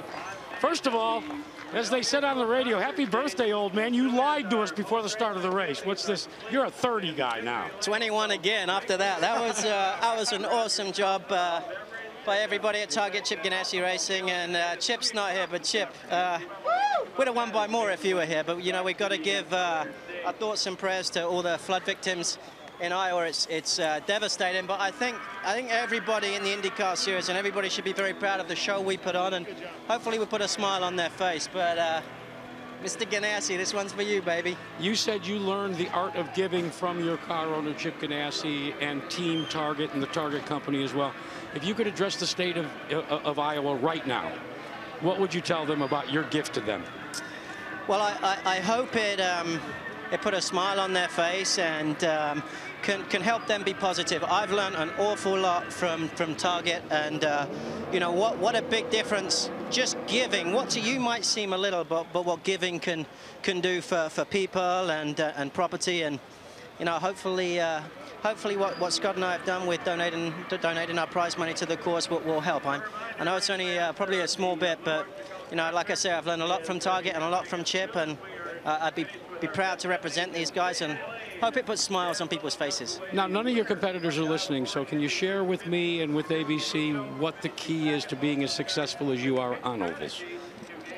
You know, I don't know. I hope to be as successful on the road courses this year. I've got a new engineer in Chris Simmons, and we've worked hard together, and you know, we're just you know, trying to work hard and improve in all these little areas. But I love the ovals. I love driving in the IndyCar series, and you know, I've always been with Honda. Honda's a great power plant to have in the back. It's a shame that everybody has the same, and obviously Firestone and Firehawk, they gave me some good grip today, because I did some miles on this last set. Congratulations on your victory. And guys, let me put a plug in. You know that Chris Simmons guy? Oh, ain't Andy Granatelli, but it's close here. Woo! Oh, guys. All right. Thank you, Jack. You know, this team went 90 laps on that last load of fuel, 36 of them under those caution laps. As you see the celebration continuing down in victory lane, as that's a kiss for his wife. And there is Marco to Hideki, a salute to the second place and first place. And we'll talk to Marco and Hideki as we return here to Iowa. And you see the number 10 of Dan Weldon atop the pole as he is our winner here today at the second running of the Ethanol IndyCar 250 at Iowa Speedway. The celebration continues down in victory lane. You can chat with Dan, today's race winner, at ESPN.com. Just go to search and type in Indy Chat at 6:35 p.m. That's Eastern time to chat with today's winner, Dan Weldon. And let's chat with the guys that finished second and third, Vince Welch. Well, just joking here, Marco Andretti told Hideki Muto, this is what happens. You finish up in the front, you do media interviews, and Michael said, get used to it. Give an assessment of your rookie driver and the performance he put forth today. Hideki's really been doing a great job all year, and you could just tell he's improving every year. He's getting that. He gave me thumbs up. Yeah, and he's just, you know, he has a real talent, and just going to be experience that he needs to get, and so far he's doing really good. Yeah, and let's chat with Hideki about that. How do you feel as though maybe you've made strides this year compared to that one race you had at Chicagoland last year? Yeah, for today, I think the team did a really good for strategy way. That's why I could finish second. But almost I can beat Dan for next time. But, I'm very pleased. Yeah, I don't think it'll be long. We'll see Hideki Muto in victory lane. And Marco, Tell me a little bit about the battle you had with Hideki and maybe how that kept you maybe from getting to that spot ahead that I know that you wanted. Well, I mean, we're racing, and it was good, clean racing. You know, I think it had to be good for the fans. I mean, it was good fun from the cockpit for sure. You know, proud of the Blockbuster boys. I think we were towards the front, you know, most of the day, but the rookies they're a pain already. Hideki's on it this year for sure. Everybody talked at the beginning of the day about the traffic. How difficult was it to maneuver through the traffic, and also the stress on the body from over 4 Gs twice a lap? Yeah, it's tough. It's tough. You know, I don't know. I mean, the traffic seemed pretty good because that's kind of what we set up for, and we kind of, I think we matched the setup for the conditions and the type of race that we thought how it would play out. You know, it was completely different from last year, which made it pretty fun. And how about that last restart? We're going to take a look at the replay. And the restart's often the opportunity to pass here, but also the riskiest. What was the challenge there? Yeah, exactly. No, I mean, I knew I could trust my teammate. You know, Danica was looking out for me. She could have made it very tough on me and put me below the line. But, you know, you get a good run, you got to go with it. And, you know, I had a good run. And like I said, Danica could have been dirty. But, you know, that's where you got to make up the position. You think that team meeting that you guys had on Thursday, in which it was drivers only, had any effect on the way that the racing took place there in the final laps?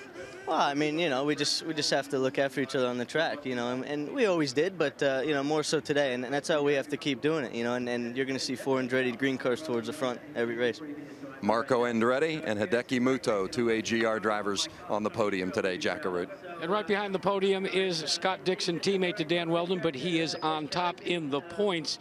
You said on the radio, we eavesdropped, that having a little bit of a problem getting around Danica Patrick. Anybody else that you had a problem with today? No, I think everybody else was racing pretty fair, to be honest. I don't know if it was just me that had a problem with her, but hey, that's kind of racing. You know, you got to make it tough to pass, but it just seemed to be a bit frustrating when people don't hold their line. But it was a good day for commit.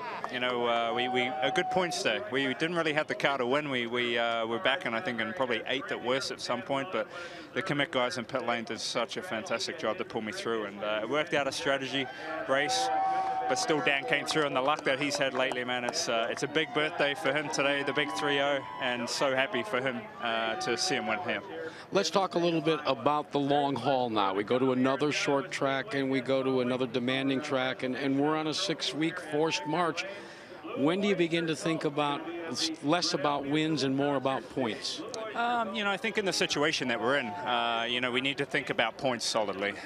You know, you don't want to become too complacent. You know, when we can get a win, man, we're going to go for it. Today wasn't a day that we could get a win, so we had to try and get as many points as possible. And, you know, we came away pretty good. You know, Elio had a pretty rough day. TK had a rough day. My teammate closed the gap a little bit, but we'll keep working on that. But these are the days that are going to make you win championships, I think, is when you haven't got the car or, you know, the total outcome of winning a race and you come away with some solid points. We should point out that, like your teammate that won, you are donating your earnings from this race as well to the state of Iowa and the American Red Cross.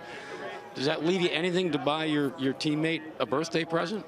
I think I probably got a little bit left over from Indy. Yeah, from Indy. So you know, it's been a tough deal for the people in Iowa, and you know, even for Dan and myself to give.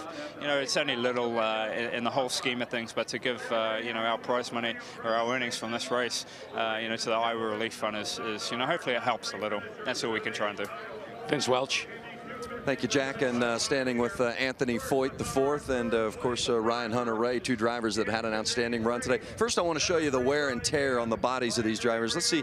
Look at the blister on the elbow of Ryan Hunter-Reay and then also on the palm of Anthony Foyt. And we talked all day long about the difficulty of this track and the stress it would put on you guys as a driver. You were very strong today. What was the challenge for you that you think you faced this afternoon?